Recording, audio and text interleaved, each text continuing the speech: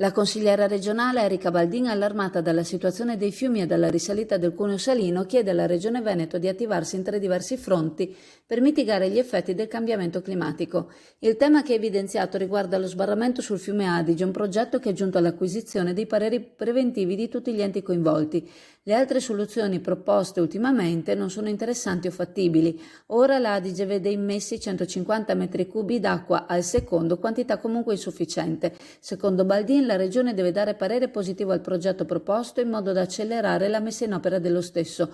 Propone inoltre una soluzione temporanea che consiste nell'allestire 2 draghi in modo da condurre l'acqua del fiume all'idrovora della Busiola di Calino, un progetto da 1 migliaio di euro al giorno che necessita di un investimento di 1 milione di euro.